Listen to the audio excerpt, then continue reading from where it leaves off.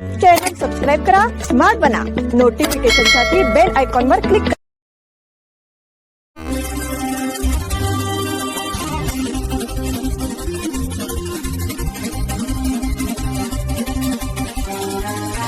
नमस्कार, स्मार्ट न्यूजच्या बुलेटिनमध्ये आपलं स्वागत.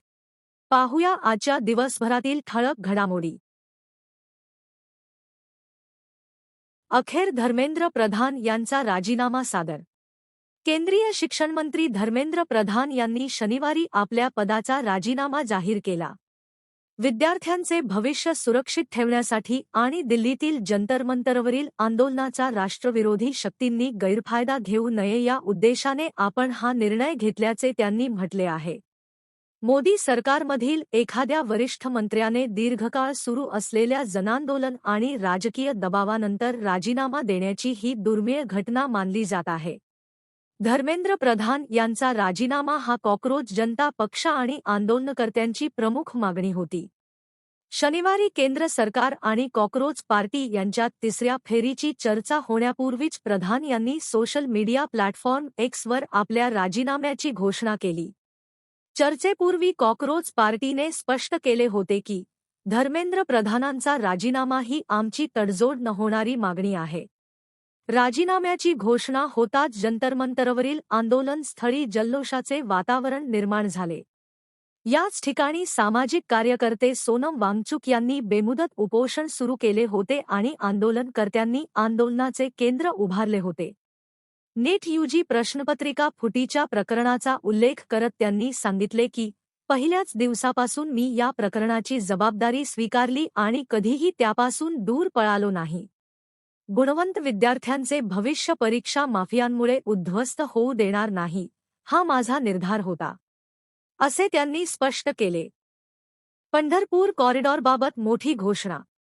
श्री विठ्ठल रुक्मिणीच्या दर्शनासाठी दरवर्षी वाढणारी भक्तांची गर्दी पाहता त्यांना उत्तम सोयी उपलब्ध करून देण्यासाठी मंदिर परिसर विकासाचे काम पंढरपूर कॉरिडॉरच्या माध्यमातून करण्यात येणार आहे. कोणावरही अन्याय न करता सर्वांचे योग्य पुनर्वसन करून हे काम येत्या 2.5 वर्षांत पूर्ण करण्यात येईल, अशी ग्वाही मुख्यमंत्री देवेंद्र फडणवीस यांनी दिली. आषाढी एकादशी निमित्त श्री विठ्ठल रुक्मिणीची शासकीय महापूजा मुख्यमंत्री श्री फडणवीस यांनी सपत्नीक तसेच मानाचे वारकरी बाबासाहेब माधव माने, प्रभावती बाबासाहेब माने यांच्या समवेत केली.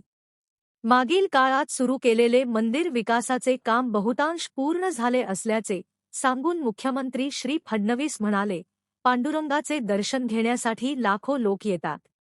येथे अत्यंत कमी जागा आहे. आता मोठी जागा तयार करणे गरजेचे आहे. यावर्षी हे काम सुरू करायचे आहे. कॉरिडॉर विकासात येथील व्यावसायिकांचा व्यवसाय वाढेल, नागरिकांना घरे मिळतील, भाडेकरूंची व्यवस्था होईल, अशा पद्धतीने त्याची रचना करण्यात आली आहे. हे काम पूर्ण झाल्यानंतर कितीही भाविक आले तरी अतिशय उत्तम व्यवस्था या ठिकाणी होईल, असे ते म्हणाले. वारीत घुमला सीमाप्रश्नाचा गजर. सीमाभागातून पुणे येथे स्थायिक झालेल्या कार्यकर्त्यांनी आषाढी एकादशीच्या निमित्ताने पांडुरंग चरणी सीमाप्रश्नाच्या सोडवणुकीसाठी साकडे घातले. यावेळी पांडुरंगाकडे प्रार्थना करताना कार्यकर्त्यांनी सीमाभागात मराठी माणसावर कन्नडसक्ती करून मराठी संस्कृती पुसणाऱ्या कर्नाटकी प्रशासनाला सद्बुद्धी द्यावी अशी प्रार्थना केली.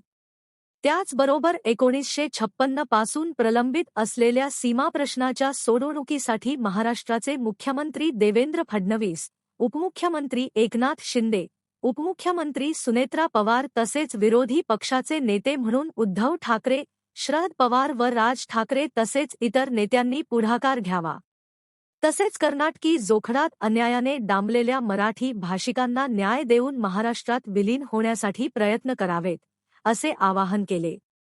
यावेळी गणपती पाटील, विनोद वीर, मारुती पाटील, कुमार पठाण, संतोष कुंभार, रवी जाधव, प्रमोद आदी खानापूर तालुका व सीमाभागातील मंडळी उपस्थित होती. बापट गल्ली विठ्ठल रखुमाई मंदिरात आषाढी उत्साहात. आषाढी एकादशी निमित्ताने बापट गल्ली कार पार्किंग येथील विठ्ठल रखुमाई मंदिर येथे आषाढी एकादशी साजरी करण्यात आली. सकाळी 6 वाजल्यापासून काकड आरती, भजन, अभिषेक, महाआरती करण्यात आली. जितेंद्र रजपूत, लक्ष्मण साळुंखे, बंडू केरवाडकर यांच्या हस्ते आरती झाली.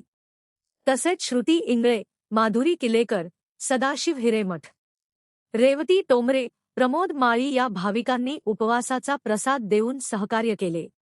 कार्यक्रमात बापट गल्लीचा विद्यार्थी तनिष संदीप जावळे याने नीट परीक्षेत चांगले गुण मिळविले आहेत. त्याचा शाल, श्रीफळ, पुष्पगुच्छ देऊन पुढील वैद्यकीय अभ्यासासाठी शुभेच्छा देऊन त्याचा गौरव करण्यात आला. हा सोहळा यशस्वी करण्यासाठी विठ्ठल रखमाई सेवा संघाचे कार्यकर्ते पांडुरंग पाटील, प्रभाकर कणबर्गी, महादेव चौगले, उदय पाटील, शिवराम गवाने, राजू पवार, महेश बाळेकुंद्री, रोहन मिसाळ, राम जाधव सदरे बंधू तसेच इतर कार्यकर्त्यांनी परिश्रम घेतले. विठ्ठल नामाच्या गजराने अवघे शहर दुमदुमले. आज शनिवार रोजी आषाढी एकादशीच्या पार्श्वभूमीवर शहरातील विठ्ठल भक्तांमध्ये उत्साहाचे वातावरण निर्माण झाले होते. विविध विठ्ठल खुमाई मंदिरांमध्ये धार्मिक कार्यक्रमांची जोरदार सुरुवात पहाटेपासून सुरू झाली होती.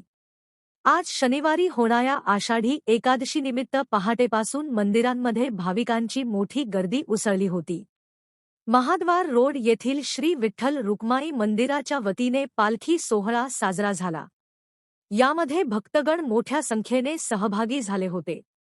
गेल्या 2 दिवसापासून विठ्ठल मंदिरांमध्ये आकर्षक विद्युत रोषणाई, मंदिर परिसराची सजावट करण्यात आली आहे. पारंपरिक पद्धतीने काकड आरती, अभिषेक, महापूजा, भजन कीर्तन तसेच विविध धार्मिक विधींचे आयोजन करण्यात आले होते. खडेबाजार येथील विठ्ठल मंदिर, नामदेव देवकी समाज मंदिर, विठ्ठल देव गल्ली शहापूर, बाजार गल्ली वडगाव, वाडा कंपाऊंड तसेच महाद्वार रोड परिसरातील विठ्ठल मंदिरांमध्ये विशेष कार्यक्रम मोठ्या उत्साहात व भक्तिभावाने करण्यात आले. आषाढी एकादशीनिमित्त उपवास करणाऱ्या भाविकांना साबुदाणा खिचडी प्रसाद म्हणून देण्यात आला. बीके मॉडेल इंग्लिश स्कूलमध्ये आषाढी साजरी.